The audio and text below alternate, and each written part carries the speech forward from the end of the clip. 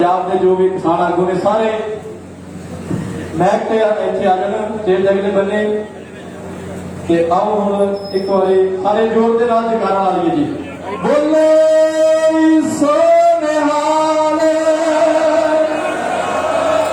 बोले सोनिहाल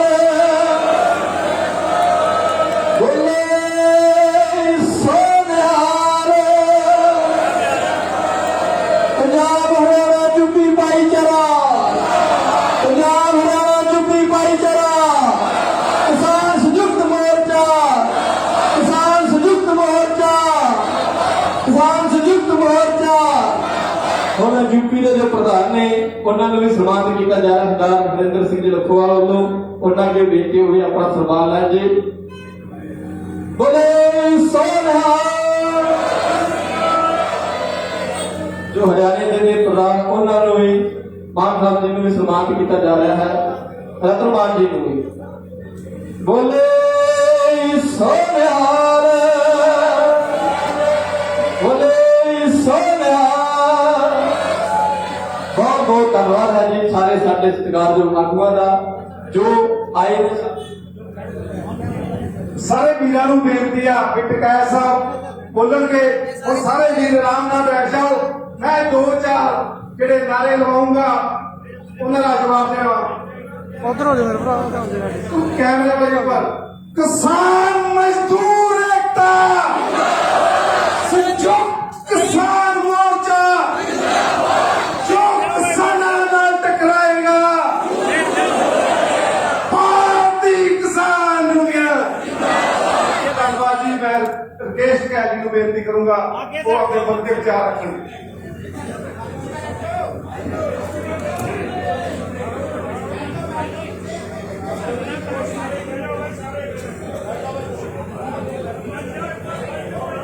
आदरणीय सम्मानित मंच सभी किसानों, पहले बोलने से पहले वाहेगुरु का एक बार नाम ले लेते हैं। वाहेगुरु जी का खालसा वाहेगुरु जी की फतेह। आप सबका धन्यवाद, इस मोर्चे का धन्यवाद, संयुक्त मोर्चे का धन्यवाद। जितनी भी जत्थेबंदी हैं जो अलग अलग प्लेटफॉर्म पे अलग अलग झंडे लेके काम करते थे देश में, उन सबकी आस्था एक जगह आई और यार की लड़ाई जो है अब वो इकट्ठी लड़ी जाएगी। अकेले अकेले तो दिक्कत होगी। टिकैत साहब हमेशा कहते थे कि जिस दिन पंजाब आ जाएगा हरियाणा इकट्ठा हो जाएगा साहब, क्योंकि जितनी बार भी यहाँ पे आंदोलन हुए तो हर मोर्चे ने अलग अलग दिन आंदोलन करे थे, इकट्ठा नहीं हो पाए। टिकैत साहब की बड़ी इच्छा थी कि एक आंदोलन वो हो कि जिसमें पूरा देश का एक आंदोलन बने, और वो आंदोलन जब बन सकता है जब हरियाणा आएगा। वो हरियाणा का कुछ क्षेत्र आता था, आंदोलन करते थे चले जाते थे। पंजाब का भी कुछ क्षेत्र आता था, क्योंकि अलग अलग जत्थेबंदी अलग अलग डेट पाते थे, अलग अलग तारीख पाते थे। लेकिन धन्यवाद देता हूं कि जितनी पंजाब की जत्थेबंदी थी वो सब एक मंच पे आई,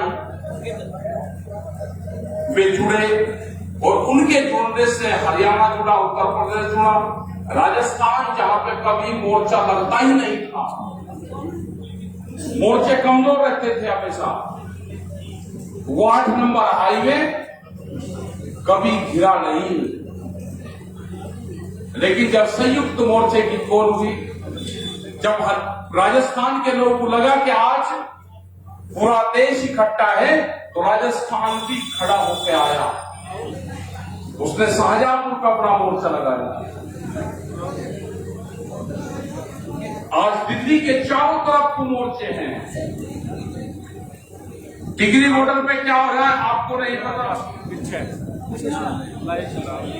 किसान क्रांति के उत्तर प्रदेश में जब मोर्चे पर लोग बाहर से आते हैं तो कहते हैं जी टिगरी बॉर्डर जाना है या शाहजहांपुर जाना है, कितनी दूर है?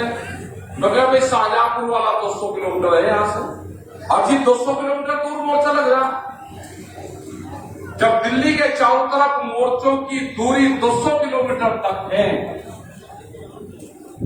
तो ये जो सरकारें कहती है, इनके अधिकारी कहते हैं, पत्रकार कहते हैं जी कुछ नहीं जी, अब तो चले गए जी, अब तो है नहीं जी, मगर आप ऐसे ही करते रहो, थोड़ी सी गर्मी कम हुई तुम्हारा इलाज हुआ। क्योंकि जो दवाई देनी पड़ेगी इनको, वो दवाई इनको सर्दी में दी जाएगी। इनका दिमागी बुखार है, इनके गर्मी है इनके, वो ठंड में दी जाएगी दवाई। आएंगे ये लाइन पर आएंगे, आज नहीं तो कल आएंगे, आना जरूर पड़ेगा। क्योंकि वो ड्रॉप है ना, ड्रॉप ये दूसरों को पिला रहे हैं ना, भी इनको भी पीनी पड़ेगी, देने पड़ेंगे, 2-3 ड्रॉप देने पड़ेगी अभी। अब 3 ड्रॉप पे वो आराम भी लगा हो। एक पंजाब ने तो दे दिया अभी से ही, उसको तो मान कर चलो कि उससे आराम भी लगा इनको। कोई कैंडिडेट नहीं पाएगा पर्चा भरने वाला पंजाब में, कैंडिडेट नहीं पड़ा इनके पास में। उत्तराखंड उत्तर प्रदेश में भी यही हाल होगा। गांव के लोग तलाश कर रहे हैं इनकी, गांव के वे कह रहे भाई आ तो जाओ, क्योंकि जो नंगा नाच जिला पंचायत के चुनाव में हुआ, संविधान की धज्जियां उड़ी, संविधान के पर्चे फाड़े गए, यह हुआ उत्तर प्रदेश के चुनाव में। जिला पंचायत के जो अध्यक्ष हैं बागपत के, वो यहीं आए होंगे, यहाँ पे कहीं होते एक बार मंच में जरूर आ जाए। वो 200 किलोमीटर दूर बागपत से एक फर्जी महिला खड़ी करके और कहा जी पर्चा वापसी ले लिया। उसने भरतपुर से भी आगे से कॉल करी कि मैं 300 किलोमीटर दूर हूं, मैं लाइव हूं यहाँ पे 300 किलोमीटर दूर, मैंने कोई पर्चा वापसी नहीं लिया। तो ये हालात उत्तर प्रदेश में हुई। 3050 सीटों में से इनको अगर ओरिजिनल सीट इनकी थी तो वे 500 सीटों से भी कम इनको मिली है। अगर 3000 सीटों में से 500 लगा कर मिली तो कितनी वोट मिली होगी आप अंदाजा लगा। लेकिन जब इनके अध्यक्ष बने, पूरा पुलिस फोर्स, एसएसपी, डीएम सबने कैंडिडेट को उठाया, अपहरण करके उनकी वोट ली, उनके स्कूल तोड़ दिए गए, उनके घर तोड़ दिए गए, कहा के वोट चाहिए नहीं तो बर्बाद होंगे। तो यह हालात हुई। जनता देखी जब डायरेक्ट चुनाव होगा, जनता ने तो देखेगी संयुक्त मोर्चे ने जो फैसला करा है, उस फैसले पे उत्तर प्रदेश उत्तराखंड खरा उतरेगा। जाएंगे गांव गांव में। संयुक्त मोर्चा कोई कमजोर संगठन नहीं है। संयुक्त मोर्चे के 40 लीडर हैं। जब 40 लीडर उत्तर प्रदेश और उत्तराखंड की जमीन पर जाएंगे तो कितनी सभाएं होंगी, कितनी बात होगी, बताएंगे हम जाकर वहां पे। हम आज भी कहते हैं कि बिजली का रेट आप हरियाणा के बराबर कर दो। हरियाणा में 35 रुपए हाउस पावर है, उन्हीं की सरकार है। उत्तर प्रदेश में 175 रुपए हाउस पावर बिजली का रेट। पंजाब में फ्री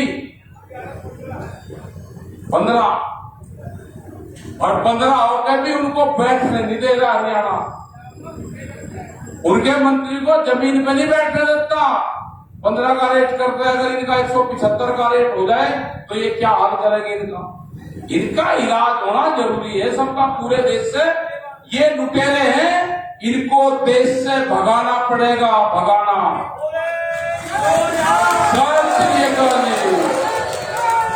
कल भी एक मेंबर होगा यहाँ पे जो प्रमुख बनते हैं, वो इंडिपेंडेंट चुने गए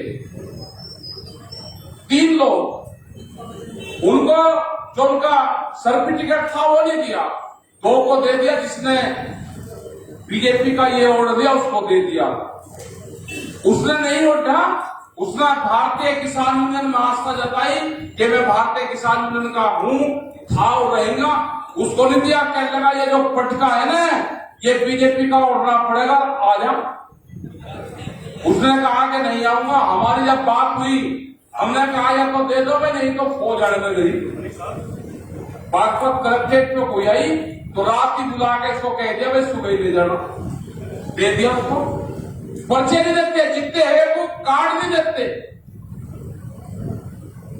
तो इनका इलाज होगा, इनका ये जब गांव में जाएंगे तो इनका इलाज होना जरूरी है।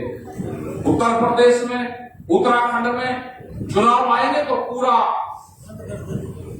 चुनाव में जो संयुक्त मोर्चे की गाइडलाइंस होगी, उत्तर प्रदेश का किसान, वहां का मजदूर, वहां का व्यापारी, वहां का दुकानदार, महिलाएं, इनको कोई वोट नहीं देगा।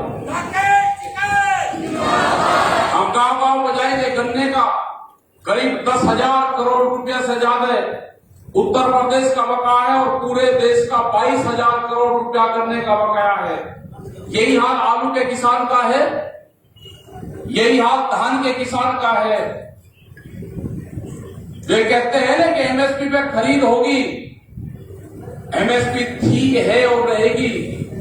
कल एक टीवी चैनल पे इनका एक बीजेपी का बड़ा नेता उस पर था, हमने कहा भाई एयरपोर्ट तो जेवर एयरपोर्ट है कितनी दूर है? उसने कहा कि दिल्ली से 50 किलोमीटर दूर।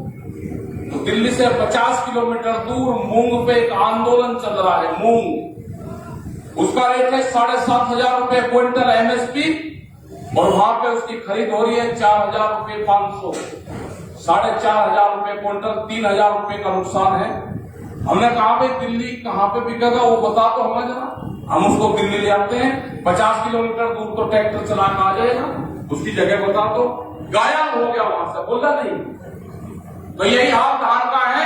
ये कहते हैं कि पंजाब में सारी खरीद होती है, हरियाणा में खरीद होती है। हरियाणा में खरीद नहीं होती। बिहार से 800 रुपया क्विंटल में धान की खरीद होती है, आपके नाम से वो पंजाब में बिकता है, एमएसपी पे बिकता है। जो व्यापारी हैं, जो बड़े व्यापारी हैं, वे उसको खरीद के जाते हैं वहां पे। सब 60-60 है।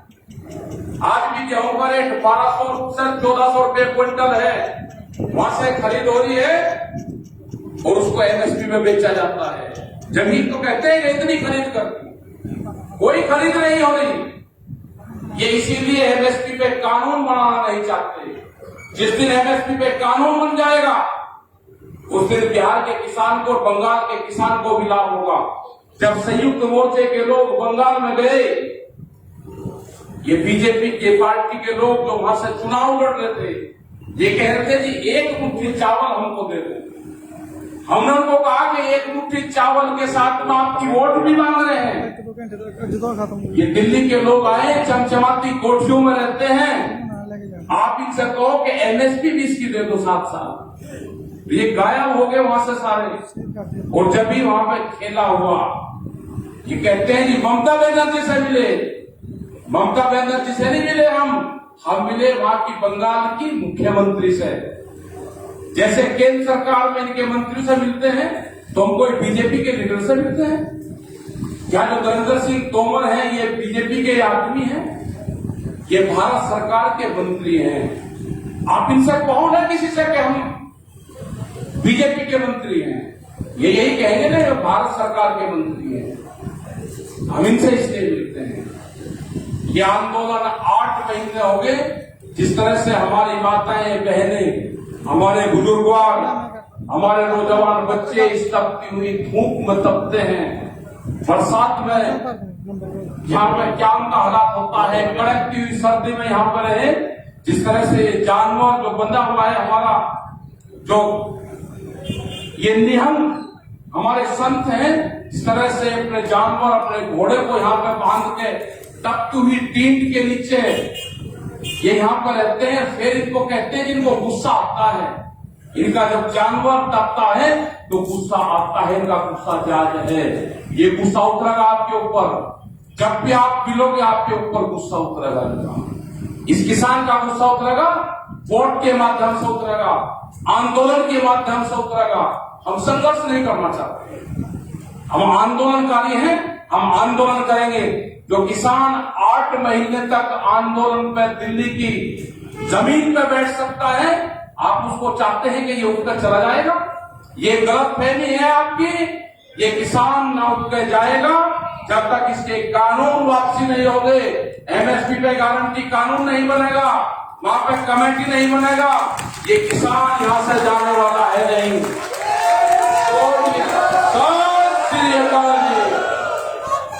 ये लड़ाई लड़ी जाएगी। ये दिल्ली फिर कान खोल कर सुन ले, ये 4 लाख ट्रैक्टर भी हमारे थे और 25 लाख आदमी भी हमारे हैं। ये 26 तारीख की जांच, कोई देश में एजेंसी है, ये 26 तारीख के कांड की जांच करवा दी जाए। ये फंसेंगे, ये जेल जाएंगे। हमने कहा कि देश में कोई एजेंसी नहीं है कि उसकी जांच करते।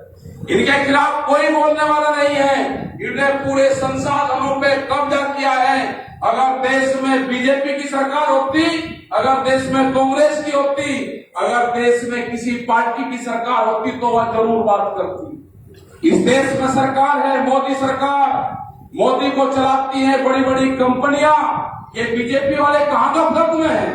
इनकी पार्टी गई। जिन लोगों ने इस पार्टी को बढ़ाया था वे तो अपने हाउस में कैद हैं, उनकी बोलने की हिम्मत नहीं। वे मकान के दिल्ली की चमचमाती कोठरियों में वे बंद कर रखे हैं अपने नेता। ये बीजेपी के जो बोलते हैं ना, यान के कहते हैं कि हमारी बात, अपने नेताओं को छुटाओ और उसके बाद में बात करो। तुम्हारे नेता दिल्ली की काल कोठरी में कैद हैं, आप उनको छुटाने का काम करो। अडानी जी ने जिसने पार्टी बनाई उसको राष्ट्रपति बनना था, कहने लगा अच्छा ये बुढ़ा राष्ट्रपति बनेगा, एक मुकदमा लगा दिया, घर में कैद कर दिया, बोलने की हिम्मत नहीं है। जो अपने नेताओं को कैद कर सकता है वो किसानों को भी कैद करेगा। ये देख कर रहना, इनसे बच कर रहना। जो निखर वाले थे ना, इनको पेंट मिले हैं, अब इनका प्रमोशन हुआ है, तलाश उनकी करना है। जो विचारधारा इनकी गांवों में चली गई, ये बहुत खतरनाक लोग हैं। उन्होंने एक बोर्ड बनाया है अभी, नारियल बोर्ड, उसमें कहा कि प्राइवेट आदमी आएगा ना, प्राइवेट आदमी नहीं आएगा, संघ का आदमी आएगा जिसने उसका 40 दिन का कोर्स कर रखा होगा, जिसने 8 दिन का कोर्स कर रखा होगा, वे लोग वहां पाएंगे। अभी 400 IAS की भर्ती होनी है बगैर एग्जाम के। मेरा देश का नौजवान कहां जाएगा? ये नौजवान कहां जाएगा? नई भर्ती होगी जिसकी उम्र 40 साल से 60 साल तक, 70 साल तक हो। नहीं परमिशन कर रहे हैं, उनको IAS बनाया जा रहा है, सीनियर IAS अधिकारी बनेंगे। आप बटेंगे वक्त, चिंता न करें। तो यह होगा देश में, सब संसाधनों पर कब्जा होगा। इन लुटेरों को भगाना पड़ेगा। ये देश का आखिरी लुटेरों का बादशाह साबित होगा। ये जाएगा, यहां से भागेगा, इसको पकड़ना पड़ेगा, इसकी पूंछड़ पाड़ के जब इसको गुजरात भेजना पड़ेगा। ऐसे नहीं भेजना, लाडा करके भेजेंगे, वैसे नहीं भेजना। ये आएगा काबू, भागेगा, ये भागते हुए पे पकड़ना पड़ेगा, भागेगा। लुटेरे आगे, देश में लुटेरे। और ये जो क्षेत्र है ना, इसमें गलत छेड़खानी कर दी। ये दिल्ली के 300 किलोमीटर का जो क्षेत्र है, 400 का, ये बेहद खतरनाक है। इसने मुगलों के साथ में लड़ाइयां लड़ी, इसने आजादी की लड़ाई लड़ी। ये खाप पंचायत के लोग वही तो हैं, ये वही हैं जहां नाहरी गांव आके इस मोर्चे के 10-15 किलोमीटर दूर नाहरी गांव में, जहां पे गुरु गोविंद सिंह जब नांदेड़ गए तो इसी नाहरी गांव में सबसे पहले गए थे। जब जाते थे इन्होंने क्या नहीं हिस्ट्री नहीं पढ़ी।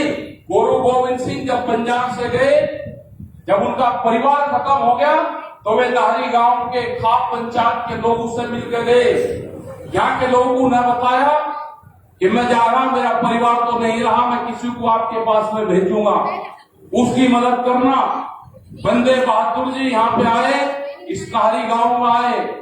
वे 3 महीने नाहरी गांव में रहे, मुजफ्फरनगर की खाप पंचायत में रहे, सोरम में रहे।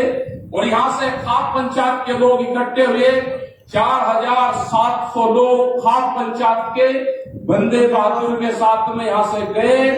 और जो सरहद फतेह करी, वो खाप पंचायत का बड़ा रोल उसमें था। वो सरहद फतेह करी तो यहाँ से 4700 लोग गए थे, यहाँ से उत्तर प्रदेश हरियाणा से।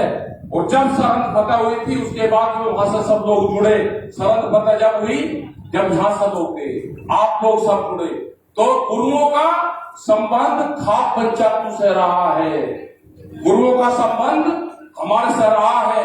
ये हम गुरु परंपरा को मानने वाले लोग हैं। इन्होंने छेड़खानी करी है। 72वां गणतंत्र दिवस था, ध्यान से सुन लो। 72वां गणतंत्र दिवस था, उसका अंक होता है 9 और 9 अंक है गुरु का। इन्होंने गुरु के शिष्यों से छेड़खानी करी, गुरु को ललकारने की कोशिश करी। ये बर्बाद होंगे, बचने के नहीं। ये ध्यान रख लेना। इन्होंने गुरु को छेड़ने की कोशिश करी, ये बचेंगे नहीं, ये जाएंगे। 9 के अंक छेड़ा है, 9 का अंक है गुरु का। आप चिंता नहीं करना, ये सब गुरु परंपरा को मानने वाले लोग हैं, सारे कड़ाधारी हैं, कड़ाधारी। ठीक है जी। ये सारे के सारे कड़ाधारी हैं, गुरु परंपरा को मानने वाले। हम भी कड़ाधारी हैं, चिंता ना करना, सारे वही हैं। इनका नाश नजदीक आ गया, ये गिर गया, इनको घेरना है। सब ये आपको ये गलत तरीके के एजेंडे देंगे। कभी पंजाबी कहेंगे, कभी खालिस्तानी कहेंगे, कभी अफगानिस्तानी कहेंगे, कभी छोटा बड़ा किसान कहेंगे, कभी एक प्रदेश का कहेंगे। इनके बहकाव मत बताना, इन्हें जो कुछ कहना कह लो, हताश नहीं होने की जरूरत। 2 घंटे ये दिल्ली फिर कान खोल कर सुन लो। अगर छेड़खानी करी के 2 घंटे के कॉल पे है हमारे सारा किसान, अपने खेत में काम करता है, ट्रैक्टर का डीजल भरवा कर दिल्ली की तरफ को मुंह कर रखा है सबसे। अगर छेड़खानी करी, हमारे पास में सब सिस्टम है, सारा सब संसाधन है हमारे पास में। ट्रैक्टर पे बम्पर मजबूत रखना, ट्रैक्टर ही आंदोलन का साथी है, उसको कमजोर नहीं होने देना। ट्रैक्टर तो किसान का टैंक है, टैंक। जब ये भी होगा कि सिद्धि भी होगी एक दिन ट्रैक्टर से, पशु के साथ में की इरिगेटर को कैसे भी होगी सिद्धि। बम्पर लगवा कर रखना, बम्पर मजबूत। एक को कई ट्रैक्टर घेरे थे, जैसे रास्ते में लगा रखे थे ना, ट्रक लगा के रेती के भर 4 ट्रैक्टर लगेगा, नीचे पाओगा सब। तब चिंता ना करना, ट्रैक्टर इसका साथी होगा। ये कहते हैं आपने ट्रैक्टर का नाम ले दिया, क्यों कहीं कर ले भाई। जो जब बंजर जमीन में वो चलेगा, वो दिल्ली की चमचमाती सड़कों पर नहीं चलेगा, वो चलेगा दिल्ली की चमचमाती सड़कों पे। चला कर दिखाया, तुम्हारी हिम्मत थी, रोक नहीं पाए तुमने धोखा करा, रोक नहीं पाए। 25 लाख आदमी था, 4 लाख ट्रैक्टर था। जब जरूरत होगी संयुक्त मोर्चा तय करेगा, ये दिल्ली में फिर आएगा, ये फिर आएगा दिल्ली में। तो आपका बहुत बहुत धन्यवाद, मेरी माताएं बहनों का धन्यवाद। जो माताएं बहनें यहाँ पे 40 और 45 डिग्री टेम्परेचर में है, सर्दी में यहाँ पे है, बरसात अब आएगी उसमें यहाँ पे है। तो ये सरकार को सोचना चाहिए कि तुम्हारा इलाज तो यही तो करेंगे, जितना तरसाओगे उतना ही इलाज करेंगे। तो धन्यवाद, जय हिंद, जय भारत, वाहेगुरु जी का खालसा, वाहेगुरु जी की फतेह।